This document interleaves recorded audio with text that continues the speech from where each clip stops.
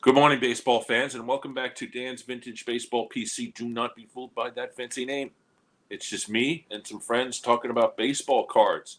And today, part two of our terrific conversation with Tim Jenkins, Seattle Pilots Supercollector. And so we did a lot of cards and stuff last week. This week, we're going to do a little cards, some autos, and look at Tim's big collection, including his room filled with boxes and binders and all the other such that you can have in a super collection. We went through the Pilot's history already, so I'm not going to do that again. I'm just going to come bring Tim right back on again. So, good morning, sir. Hello. How quickly a week goes by. Definitely. Yeah. The Still older wearing you my get. Bobby Mercer shirt. So we only have 12 slides to go through this one, and so we have a little extra time, I feel.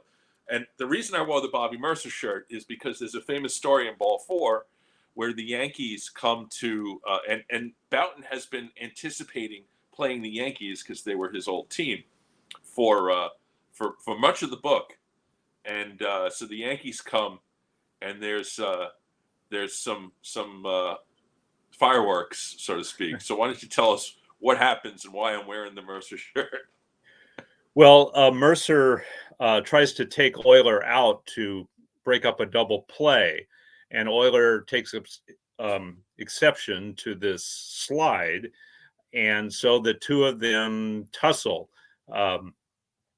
They kind of wrestle around, and that brings out all of the, as happens with baseball fights, the dugout's empty, the bullpen's empty, and the players kind of dance around and pile on top of each other.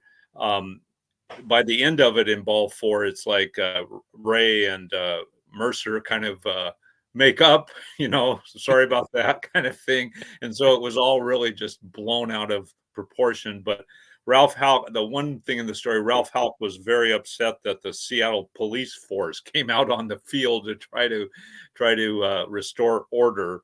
That was kind of Bush League. That didn't happen in New York. So the other thing, there's a few other things about it. One is that Boughton isn't scared of anybody except he's keeping an eye out for Fred Talbot because he had a lot of issues with Talbot. And ironically, Talbot will be his teammate in a few weeks, and they will become actual friends. And the other thing is Boughton's roommate with the Yankees was Fritz Peterson. I should have pulled out some Fritz Peterson cards. And the two of them fake fought for a while. Yeah. And the umpire comes over and says, guys, break it up, kind of. And they're like, we're old roommates, we're just fooling around. So I thought wearing the Mercer shirt would be a nice way to remember that story. And Bobby, of course, was a great guy. And as you mentioned, he and Euler at the bottom of the pile, and they're apologizing to each other. So let's go back to the slides here. This is the first of 12. So like I said, we can relax and talk through these a little bit. Now I see this and I'm thinking, does Tim have a gold glove from one of the Pilots? No, this is I have a jeweler's display case, and this is the top shelf of it. So you're looking through a glass, so it's a little distorted, but that's actually, believe it or not, an ashtray. You could buy this Pilot's gold glove ashtray at the Six Stadium concession stands or the souvenir stands. So that's exactly what that is. You can see that the wings are upside down, so it's actually positioned. It's positioned so it looks like a baseball glove, but if you're going to put out your Marlboro, it would probably have been the other direction. Okay. And then they had various size buttons. There's the large button, and there's a couple of the small buttons. One of those, I guess I didn't get it in there. There's one that has a ribbon on it that you could buy too. That's you're familiar with the potato chip buttons, the Crane's potato chips and others put out in the 60s. You got the one button that had a kind of phony logo on it. Well, they actually did that for the 4 expansion teams as well, and that's what that little button is there. And that's just one of the many pennants that were available at the time. That's a very small pennant that you see there. I don't know the answer to this question. Did any of the pilots actually win Gold Gloves in '69? No. Okay, because No. Ray Euler was infamous for being an absolutely terrible hitter who could field like crazy. In fact, Right. Unfortunately, in that era, it seemed like your offensive production also influenced your winning the Gold Glove. Oh, true. Yeah, that's right. That's right. Yeah, Euler was infamous for being the regular shortstop replaced by an outfielder in the World Series because they needed a bat. So Mickey Stanley came in to play short. But then Euler in '69 wasn't even on the team anymore. All right, so I put 2 together here. On the left, it looks like I see Joe Schultz and Dave Bristol there, and I see some hats. So what do we have? The hat up there, that's a fan cap that kids would have purchased at Six Stadium or at some of the local sporting goods stores, or you could have ordered it from national companies. And below it is a very nice giveaway batting helmet. I've got a couple of those, and this one is in the best shape. And believe it or not, both of those I purchased in the 80s at a thrift store for under $1. So yeah, those, you used to be able to find that stuff in the Seattle area. It was just common, but of course, those days are gone. If at the bottom you see what looks like a Cleveland Indian catcher tagging Tommy Harper, that's the season ticket brochure for 1970. And the blue book with the pilot logo on it, that's the media guide for 1970 that was never used. There's an unused ticket from 1970.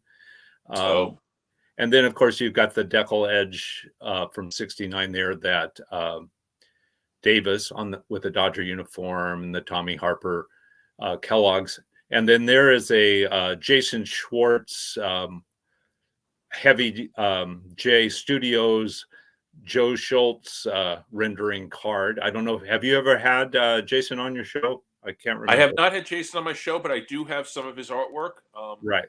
So that he did that, Joe Schultz, for me there.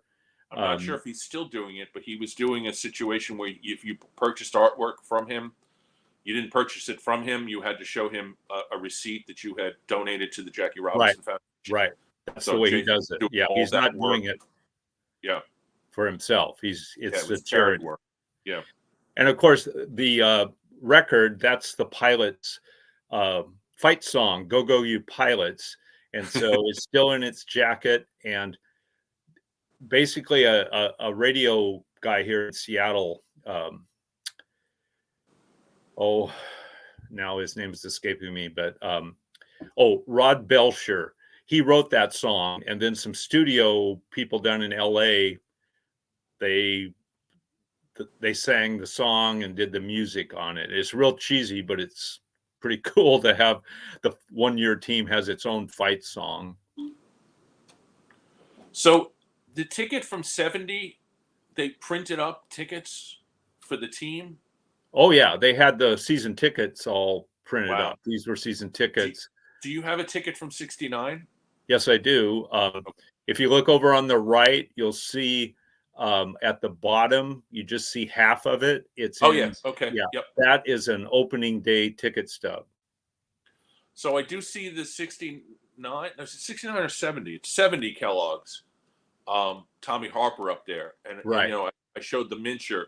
Right. Are they the only 2 pilots in the '70? Yeah, they're the only 2 pilots in the '70 set. Yes. Okay. And ironically, of course, Mincher had been traded to the A's prior to the 1970 season. Yeah. Well, over on the other, go ahead. Yeah, go ahead. On that side, Topps also did in 1969 photo albums with stamps, and these were separate from the regular issue cards. and I have 3 of those stamp booklets, and between the 3 of them, I have all of the stamps inside. Right. But I just have them there to show. And of course, the Fleer, that the pilot logo with the quiz on the bottom, that's from the Fleer sticker set. And then the Kim Toy balls, those were sold in 1970 and on, and they have pictures of players inside Super Balls. Yeah, I remember those. yeah. Actually. And you can see other Chotskys. That's a charm bracelet. Pilots had an incredible number of pieces you could buy, and all this stuff was just left over, and they had like a big yard sale, and it got distributed out there, and you used to be able to find it rather cheaply, but not anymore. Not anymore, yeah. So 1969, they did a test issue of 4 players on one card. They're the pictures, and an auction that just closed. Sterling Auction just did one where the card included Tommy Davis on the pilots, and I bid on it, but I did not win because it went for a lot of money. Yeah, I've bid on those too, and I've never won. It's just, yeah. I think it's not necessarily that it's people going after Davis and the pilots. It's just the cards themselves are so rare. Right. And it was a graded example with a decent grade, if I recall correctly. So, yeah, this stuff out there we're never going to get. So this one, I love this picture because, you've got Darrell Brandon, who was on, I guess, the 67 Red Sox a little bit. Right. And ended up on the pilots and got bounced back and forth between Seattle and Vancouver. I think he might be one of the players that Boughton is pissed that Steve Barber is taking up a roster spot, and Brandon gets sent out to Vancouver. You got Skip Lockwood, who I guess never did pitch for the pilots. Am I right about that? Yeah, he did pitch for the pilots. He pitched for a few games with him in September. Okay. But he, of course, had a long career with the Mets, mostly in the Brewers. Yep. And Greg Goosen, of course. Yeah. He had he hit over 300 for the pilots in a limited number of at bats, but it was a lot of power too. Yeah, he was by far their. It was by far his best season in the majors. Yeah, he was the one. Casey Stengel said he's 20 now, but in 10 years he's got a good chance of being 30. Yeah. And of course, he went on to be in the movies as a stuntman for Gene Hackman. I didn't know that. Yeah. Oh, okay. Yeah. He's quite a character. He's funny. Unfortunately, he passed away. One of the last autographs I ever got is that Freddie Poor Devil Velasquez one. Freddie had a cup of coffee with the pilots, played a few games, then resurfaced with the Braves, I believe, in 72. And then just disappeared back to the Dominican, and someone got him to sign a whole bunch of cards here about maybe 20 years ago. Wow. And he's now deceased, but that was one that was not out there for a long time. And then suddenly on eBay there were all of these Freddie Velasquez. It wasn't very much, so I don't think anybody forged it. I don't think there's a big market out there. And of course, Larry Haney and Skip Lockwood. I remember when I did the TTM with him. He lives, I believe, in New England, and he's still alive. And there was something that went with the TTM, like he has a book, maybe. Yeah, he does have a book. He has a book. Yeah. Yeah. And then this is that John Gelnar in the bottom left? Yeah, that's an autographed Gelnar down there. Yeah. And then above there's a cut autograph with Bill Edgerton, who pitched a little bit with the A's and very little with the pilots. But he was there. And of course, that Rich Rollins card there is one of I have the whole set, but it comes from the Milton Bradley 1970 Milton Bradley set. there, and then there's a couple of schedules, and of Oh, course, the Tommy Harper booklet there. I see. yeah, the Tommy Harper booklet, Yeah. Tommy Harper story. Yeah, I have the Yeah. Mercer of that. Is the only one of those I have. Yeah, I've got all of those. Yeah, that's 70, I believe, right? Yeah, 1970. Yeah. So we got Jim in the middle, Right. and Hegan. Right. That's Hegan autograph card there, and then there's the Hegan scratch off that came out in 1970, and they put that in 1970, some in 1971 as well. They ran out of coins, so they put some scratch offs in there, and then you have the Fleer sticker set. So there's the logo one, but the Fleers that came out in 1969, they came out before they knew what the pilot's caps were going to look like. So they said, okay, we're going with the gold cap, and they just created that weird S. So that one's really rare. You hardly ever see that. And is that a miniature poster on the left? Yeah, that's the 69. I've got several of those. That's the infamous miniature poster that came out in 70 after he'd been traded to the A's, and it's got Carl Yastrzemski on it as supposed to be miniature batting. And the other interesting one here is that the plaques, I think it was it Leaf or Fleer that put out the plaques in 69. These are actual plastic hats. They did it for all the teams. Okay. I think except the Expos. And they're on a little stand, and those are hard to come by. And that's a deck of cards by it there, pilot deck of cards that you could buy at Six Stadium. And there's another one of those, Jim. In the first episode, we looked at those Renato Galasso autograph Jim Boutons. Well, right. I have more than one, and there he is. Did you get any Bouton live signatures? Yes, he autographed. He was one of our featured speakers at the 2006 SABR convention in Seattle, and he signed a book. I was the volunteer coordinator, so he signed Ball 4 for me as kind of a gift for doing that. And he also signed the room placard where he did the pilots panel. So I do have nice couple. And wow.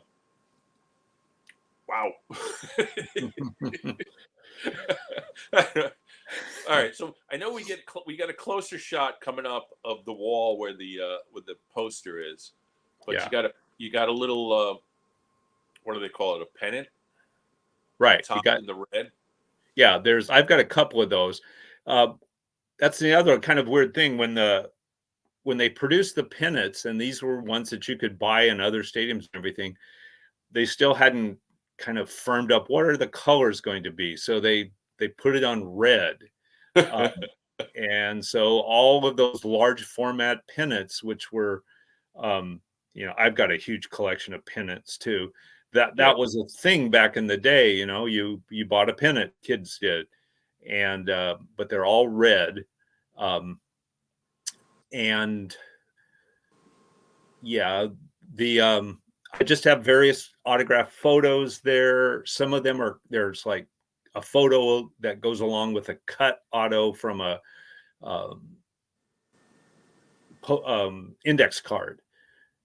But most of these were signed, in later years, not at the time of the pilots. Who's the guy, the pitcher who just quits? Oh, that's Gary Roggenberg. Gary Roggenberg. Do you have any Gary Roggenberg? Yeah, it's over there. There's a set of cards. There's a Seattle Rainiers pennant over there on the right by the closet door, and right behind that there's there's 3 cards. Right. And Gary signed one of those. Gary's in one of those. Okay. Yeah.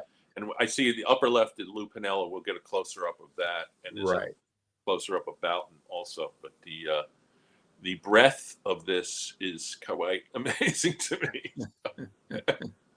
Oh, there's the Bouton, little Bouton section. So yeah, there's another Jim. I don't know how many autographs of Jim I have, but yeah, that's a spring training shot, obviously. But they do have him in the real hat. Um, and remember, Jim goes on to play with the Portland Mavericks, the minor league rogue team in the Northwest League in the 1970s. That's an actual button from the Portland Mavericks, and nice. a custom card there of him on the Mavericks. And that's a some Fleer cards that came out here in recent years. And the 56, that's my ID card from Uniwatch. I had it done in Pilot's colors and Boughton's number. And Boughton's number, yeah. He couldn't get 56 in Houston, though, for some reason. Yeah. All the pictures were in the 30s and 40s. Yeah. I'm assuming that's a actual signed photo. Yeah, he signed that. That's another one I have. He was at a Seattle card show in the 1980s, and he signed that. Nice. And of course, 56 was his number with the Yankees. Correct. Because he made the team by surprise in '62 and didn't want to give up his spring training number. He felt that it was sort of a way of indicating that he had come out of nowhere to make the team. So while winning 20 games, he was still wearing 56. And his Lou, of course, on the left. Right. That's a 1970. Yeah, that's a 70 Super on the Royals. Yeah. Topps had issues with Lou and his picture. I mean, they used some really old photos there. So that one, it has to be back when he was on the Senators there with that hairstyle. And of course, Lou is a Seattle legend because of it being the manager of the Mariners. So that's his, obviously the Mariner one. The one down here in the corner, that's a Dell stamp from 1971. And they didn't airbrush things out. So if you opened up your Royals, you got your Royals stamp book. Right. There was Lou wearing a Pilot's uniform. So and that's of course, the Pacific Legends up there at the top. He played most of spring training, right, with the Pilots in '69. Right. He didn't get along with Schultz. Yeah. He was, Lou is super intense, to say the least. And I think there's a story where Joe Schultz saw him drinking milk or something because he had an ulcer, and Joe didn't think that was right in the clubhouse. He should have been pounding a Budweiser. Budweiser, right? Yeah. So Lou, I did meet Lou at a signing, 2018, I believe, maybe 19. They did a thing called Pinstripe Pride in northern Jersey, and they had a bunch of old Yankees. And I did get the 70 Topps signed by Lou at that, and he was incredibly friendly and nice. And I even talked to him a little bit about some Yankee stuff, but I expected him to be intense, and he was anything but. So right, yeah, I think it's once he's on the field, then Lou is a different person. But yeah, I mean, he's beloved in Seattle. Of course. Yeah. I wonder when he came back. I mean, you were in Seattle at that point when he came back as the manager. Was there any discussion of his brief time with the Pilots? Oh yeah, I remember that. They talked about that. It was mostly in a joking manner. It was such a short period of time that he was part of it. But if there ever was a omen as to where the Pilots were what was going to happen to them, is that they trade him at the end of spring training. He goes on and becomes Rookie of the Year with Kansas City. So that tells you what their talent assessment skills were. So on the right, we talked about the Post Intelligencer doesn't exist anymore other than an online version. But that's the Pilots program? No, yeah, I guess you could consider that, but this was a special supplement that came out on opening day home opener. And so it's all about the pilots. It's got little bios in it, rosters, everything. So this was when you opened your morning newspaper for the first game against the White Sox, you would have pulled this out. And you can see they have all the American League teams on there. I think I have 3 of these. Nice. Oh, there we go. Yeah, a lot of people are probably familiar with these, but in '69, Topps did. I don't think it was a national distribution. It was more of a test issue, but these team posters. And so they came in a pack, 1 poster, I believe, per pack. And so they're all 24 teams were done. And of course, with the expansion teams, all they could come up with were these mostly capless old photos, some great, it always reminds me of the posters that used to hang in barber shops, how to get your crew cut or your whatever. But I mean, there are some really bad photos. That Ray Euler one is just sad, but and they did a good job, other than Chico Simone, who was traded. They pretty much got the opening day lineup going there. If they had put, I guess Hegan is the one that's not in there. Right. And Bell is in the bottom right. Bell Yeah. didn't start opening day, did he? Didn't Patton start opening? Patton started the opening day, very first game in Anaheim. Oh, and in Seattle, Bell started the opener and got the victory, even though he gave up like 12 hits, but they won 7-0. He scattered those hits. Scattered 12 hits, yeah. On the right, that poster is part of a much bigger. So there's team photos, which we talked about before. Are those the 2 different versions of the team photos? Okay. Yes. There's also a color version of that first one taken in June. It's in June because the scoreboard, you can't see it here, but the scoreboard behind it says Boston on it. And so that's the first time Boston was in. And Boughton is in there. He's like tucked in behind. You can barely see him, but he's in there. And then the September one that is used on the 1970 card, the one in was a giveaway to fans. I would say that at least it's almost half of the players that were in June are not in that one. That's the kind of turnover that Marvin Milks, the GM, was just constantly churning players through. At the very top of the closet door there, that's a placemat that you would have had in restaurants around Seattle. And it's got Don Mincher and Gary Bell and Rich Rollins on it, players that fans would have known, having had been in the World Series recently. And it's got the architectural rendering of what Sick's Stadium's supposed to look like when all of it was finished. And of course, a lot of that was never done. Yeah. But that's I mentioned it briefly in my intro in part 1. There's that famous picture of the construction guys putting the seats in while the fans are coming in. Right. I mean, they really, opening day, they only had the new seats down the left field line and a little in the left field outfield. It wasn't until June that all of the outfield bleachers had been added to bring the what was supposed to be a 30,000 seat stadium ended up being about 23,000, and they didn't really need that most of the time.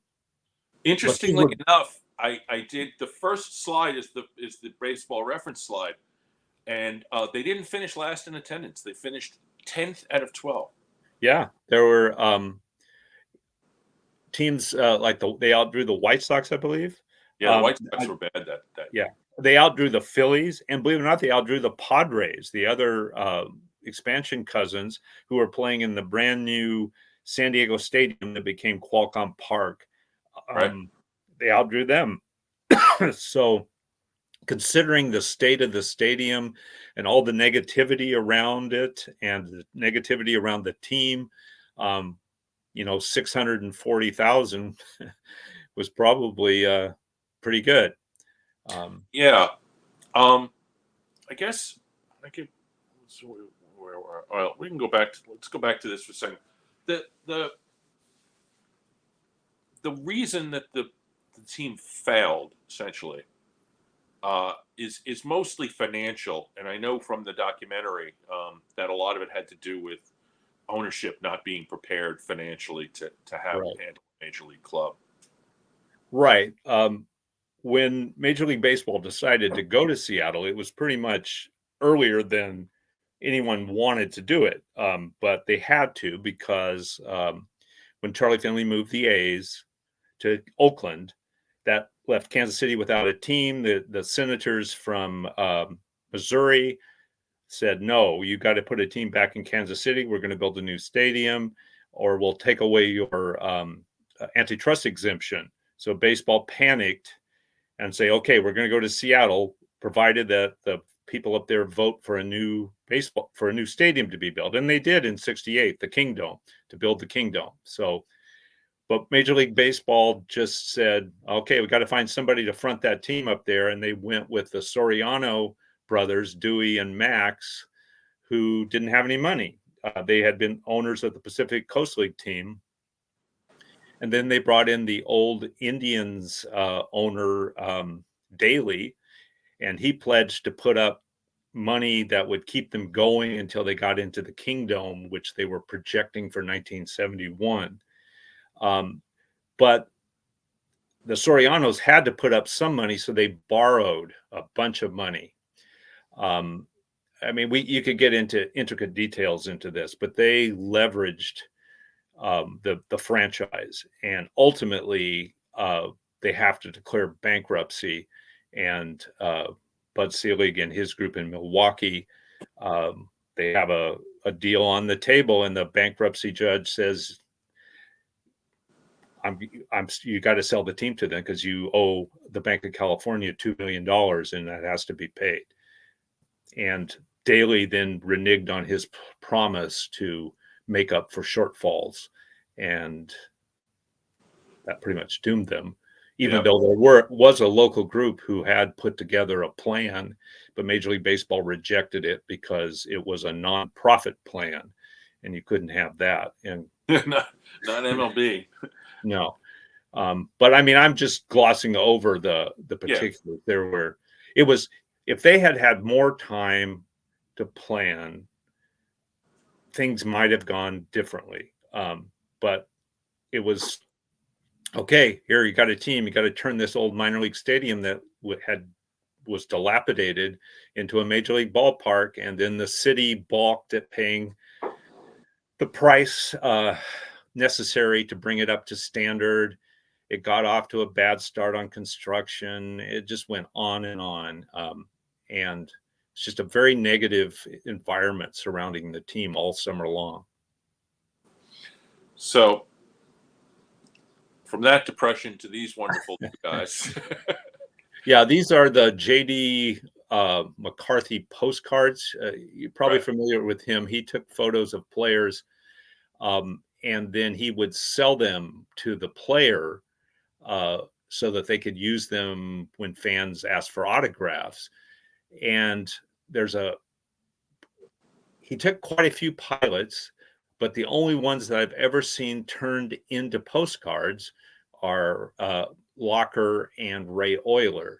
And those photos are taken at Tiger Stadium. I was going to say, I was trying to figure out where that was, and then I realized that looks a lot like Tiger Stadium. A stadium, by the way, which I actually did visit in the late 80s. Yeah.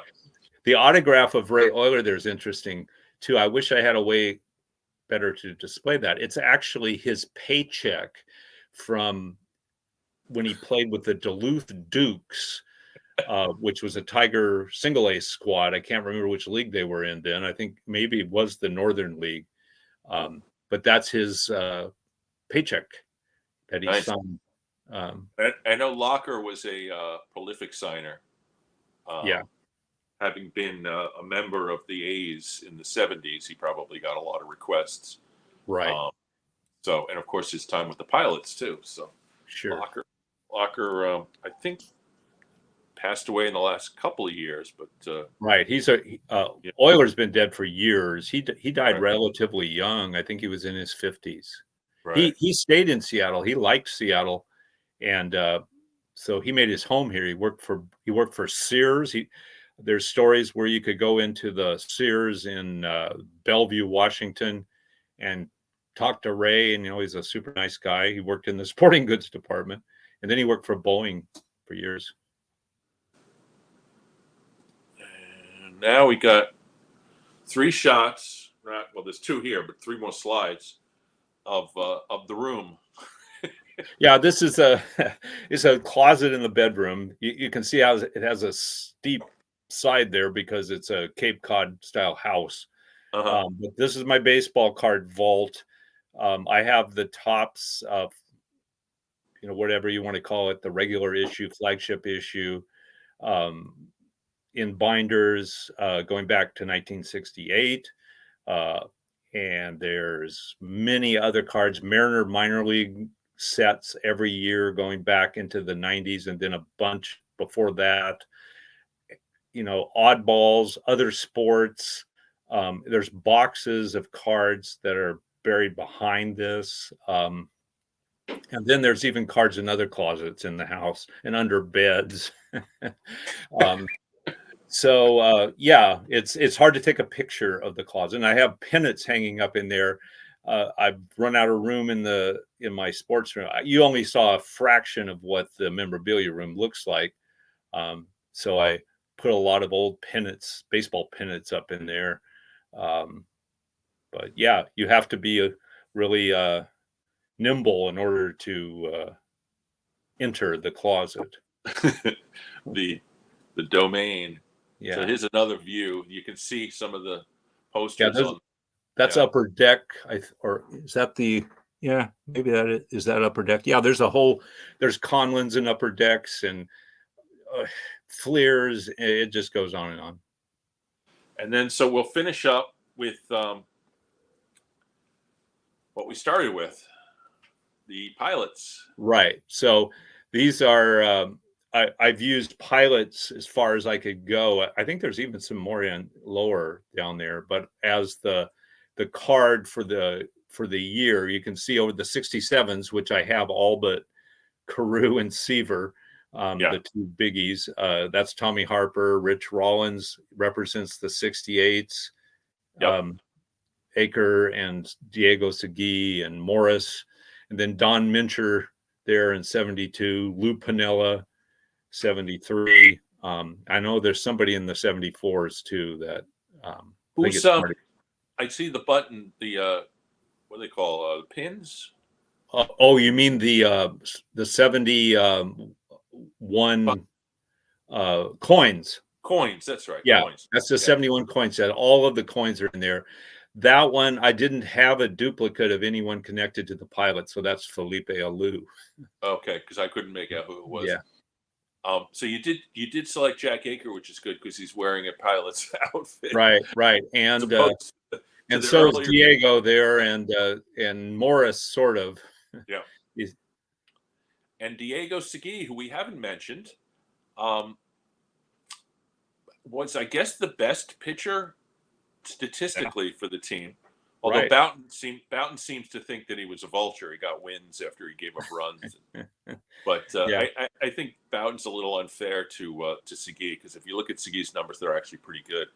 Right. And the next season, he gets, of course, the Pilots and Milks traded their best pitcher for Ted Kubiak. And Diego wins the ERA title for the A's in 1970. So, and he stood on for a long time, of course, and pitches in the first game for the Mariners. So being the only player to play for both teams. You read my mind. I was about to bring up the Diego Segui Mariner connection. And his son, David Segui, ended up becoming a Major League Baseball player. Right. And he played on the Mariners. I have on the wall here a print of Diego and David together, both signed. I believe when I got the TTM for Diego, I believe the mailing address was his son's, so he may actually live with his son, That could who be, yeah, who I would imagine made more money in one season than right, Diego entire career. yeah. Charlie Finley always regretted getting rid of Diego. He brought him back 3 times. He starts with the A's, goes to the Senators, goes back to the A's, goes to the Pilots, goes back to the A's. So he had Finley liked Segui, but he kept letting him go. He was the same way with Bob Locker. Yeah, right. He did that with a lot of players. He would let them go and then bring them back. Yep. Don Mincher is an example. Mincher was Yeah. traded from the Pilots to the A's, goes to the Senators, comes back to the A's. So Mincher, I'll finish with this little tidbit about Mincher. He did go to the A's. His last at bat in the major leagues was a single in, I believe it was game 4 or 5 of the 1972 World Series in the 9th inning to tie the game. So Minch actually had a extremely important hit. They ended up winning that game, and I think Mincher was pinch run for, but his position ended up scoring the winning run in that game. So Mincher finished his career with a World Series ring, and a World Series ring that he earned because he got one of the biggest hits in the entire series. And I think it's 72 that Mike Hegan is actually playing first base for the A's. And when they win Game 7, he's in the baseball card photo celebrating. So those Pilot connections there. Yeah, there's a lot of Pilot connections across the league for the next decade or so. Between Boughton, of course, coming back and pitching for Atlanta in 78. Yeah. And, of course, Tommy Harper being a star for Boston, and Tommy Davis. Fred Stanley goes on with the Yankees and the A's into the 80s. Into the 80s, yeah. Tommy Davis ends up being a DH for Baltimore, and makes 2 consecutive playoff appearances. So, they have a very checkered history in that one year. We talked about the financials, but legendary team, and for good reason. And Jim Boughton turned them into human beings. And of course, if you're a baseball historian, they're both an oddity and a wonder. And for me, collecting 1970, for my brother to say, "Oh, they don't exist anymore," like what? So, yeah. And so anyway, Tim, I really appreciate you taking the time out, going through your collection, taking all those photos, talking through this team, because this is what I like my channel to be. Is we get into the weeds of some of the stuff with baseball and baseball cards that you don't necessarily see elsewhere. But I do really appreciate you, because I have a tremendous amount of respect for not only your Seattle Pilots collection, but your Northwest collection in general, and your participation in SABR, which doesn't go unnoticed. I know you've been involved in SABR for quite a long time, and I know you've done some committees and had positions, and it's a labor of love, and you don't get paid for it, and it's respected amongst the baseball community members and baseball fans and baseball card people. So thank you for that also. Well, thank you. That's very kind. Go to the SABR baseball card blog. You'll find many, many, many interesting articles on there. I posted a lot, and there's so many good things on there. I have done such, and Mark Armour has been a guest on this show, as has my friend Mark Del Franco, who was also for the SABR blog. He's been on the show twice, and he'll be on again. So anyway, Tim, viewers, I'm going to be at the National. I don't know if I'm going to have a show after this part 2, which is going to be airing on the 20th. I'm going to the National. We'll probably have a National summary after that, but there might be a week off in between. But anyway, Tim, thank you so much. Viewers, come back next week or the week after that for my National. But it's been great for the 2 episodes here, Tim, and so appreciate you coming on. So thank you. And thank you. All right. Bye.